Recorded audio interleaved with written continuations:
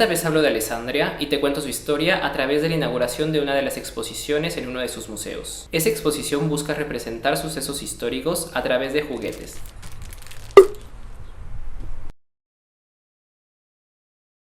Hola, en esta ocasión me encuentro en Alessandria.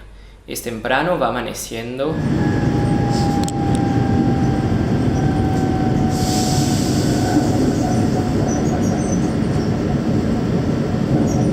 Tuve que salir muy temprano desde Ginebra, pues antes de mediodía tenía que estar presentando exámenes. Llegar a Italia y pasar por los Alpes ya es impresionante, pero este paisaje... En esa época del año aún hace frío.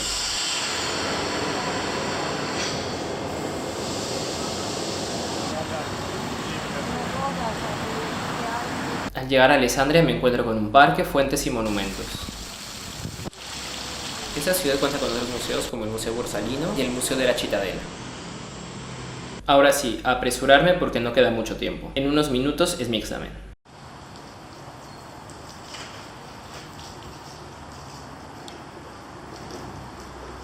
Al llegar me encuentro con este bellísimo edificio. Este edificio se llama Palazzo Cuttica y además de ser el conservatorio, es también un museo y una escuela secundaria. Alessandria está ubicada en las orillas del río Tanaro, cerca de Torino, Milán y Génova. Aunque ya existía un núcleo urbano en la zona, la ciudad fue fundada en 1168 para servir como fuerte de la Liga Lombarda, la cual servía para proteger a las ciudades del norte de Italia contra las fuerzas de Federico Barbarroja. Como fue fundada en el siglo XII, el nombre que tenías era Civitas Nova, y fue un municipio libre desde 1198 hasta 1348 que formó parte del Ducado de Milán. Esta ciudad actualmente se llama Alessandria en homenaje al pontífice Alessandro III, y se le puso este nombre aunque la ciudad estuviera en dominio de Monferrato, quien era muy amigo del emperador y por tanto enemigo del papa. En 1174 la ciudad fue asediada por el ejército imperial, y en 1198 finalmente el ejército imperial se retira, seguramente por malaria. Alessandria obtuvo el estatus de comuna libre. En 1348 cayó en manos de los Visconti, y en las guerras florentino-milanesas, el ejército Visconti derrota a las tropas francesas de Jean III d'Armagnac. En 1450 pasa a ser del dominio de los Sforza, y en 1535 cae en manos de los españoles. En 1657 resiste un asedio francés, y finalmente continúa bajo la influencia de Milán hasta 1706, cuando pasa a ser parte de la Casa Saboya. Desde ahí forma parte de Piemonte. En 1800 pasa a ser francesa gracias a la batalla de Marengo, dirigida por Napoleón. Es en este periodo donde se construyen los fuertes de la ciudad. En 1814 vuelve a ser parte de los Saboya, por lo tanto del reino de Cerdeña, y por fin en 1871 con el Resurgimiento italiano o la unificación de Italia, pues forma parte de Italia. Bueno, el día de hoy me encuentro en Alessandria, en el Conservatorio de Música, Vivaldi, y también es un museo. Vamos a ver. Este es el Museo Civico di Palazzo Cuttica, el cual se encuentra en el interior del Settecento de la ciudad, otra forma de llamarle el siglo XVIII.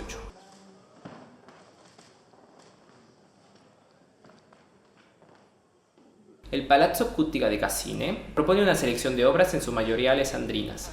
En sus salas principales sobresalen las obras flamantes del siglo XVIII y una parte arqueológica prerromana. Una exposición curiosa de este museo es de corales, que fueron coleccionados por el Papa Pío V, el único papa piemontés.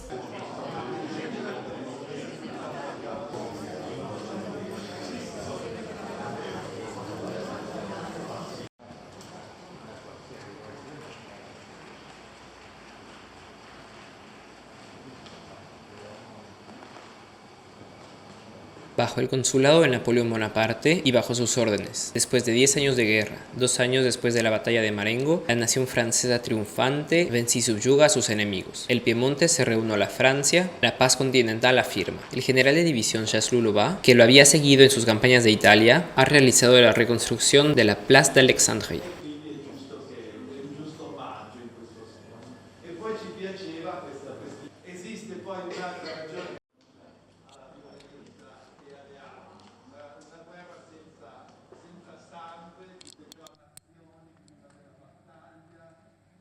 Podemos ver estos decorados tan particulares, hechos en alto y bajo relieve, con un estilo aún barroco. Utiliza la exageración como rasgo característico, además de ciertos elementos botánicos.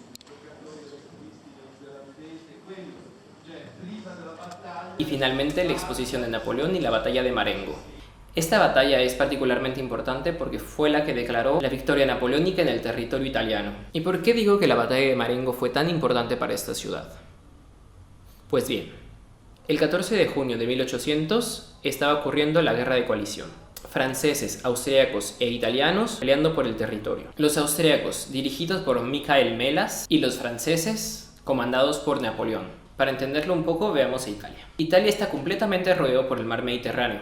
¿Y cómo se protege Italia por el norte? Hay una enorme cadena de montañas, que antes de la dinamita y las vías ferroviarias era de las acciones más intrépidas que podrías hacer. Pues bien, Napoleón se arriesgó y una vez en Italia se posiciona en una zona para interferir las comunicaciones entre Melas y Austria, pensando en que irían a atacarlos directamente. Este no fue el caso, por lo cual Napoleón aprovechó para interferir la comunicación de las tropas de Po al norte y al sur de Génova. Y es en este momento cuando Melas, el general austriaco, decide atacar a Napoleón, quien había dispersado sus tropas. Cerca de 31.000 hombres y 100 piezas de artillería viajaron desde Alessandria hasta el río Bormida a través de 2 puentes, por lo que el ataque se ralentizó. La mayor parte del ejército austriaco avanzó hacia Marengo, hasta que fue detenida por el ejército francés. Y otra gran parte del ejército austriaco avanzó hacia el Castel Ceriolo, el cual estaba justo al norte de las tropas francesas. Por esa ubicación los austriacos pensaron que ya había sido tomada. Sin embargo, este punto permitía atacar a las tropas francesas y cortar sus comunicaciones con Milán. Los franceses se mantuvieron en esas líneas hasta el amanecer, aunque sus flancos estuvieran completamente expuestos. Pero esto Napoleón no lo sabía. Finalmente, cuando se da cuenta que está siendo rodeado, manda traer el resto de sus tropas, pero es un poco tarde.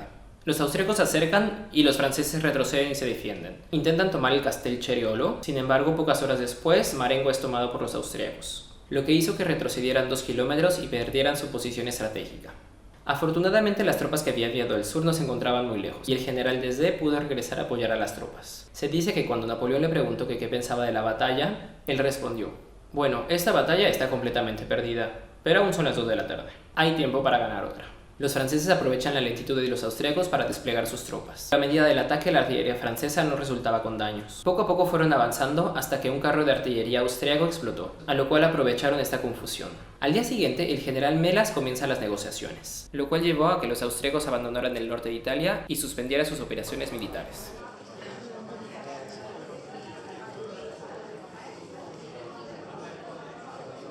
Bisogna ringraziare l'archivio Crepax, la famiglia Crepax. Questa esposizione Ella nos está recordando que el símbolo de Alessandria en Marengo es Napoleón, que esta ciudad tiene un origen militar, con quello che è un po' il simbolo anche di Alessandria di Marengo, cioè con Napoleone Bonaparte. Questa foto, quindi questa diciamo è la parte scenografica della mostra, dove abbiamo ricostruito delle scene delle 4 battaglie. Aquí nos está contando el resultado de las 4 batallas de Marengo y nos mete en un ambiente hablando de su padre, la casa cuando era niño e incluso que cuando jugaba con esos juguetes, su padre ponía Prokofiev y era todo un ambiente. Eccetera, e sparano, ovviamente si sparano, si bombardano, si disalberano e a un certo punto si scontrano. Si este video te pareció interesante y te ha gustado la historia de cómo llegué a Italia, me puedes dejar tu like, algún comentario. Nos vemos pronto. Chao.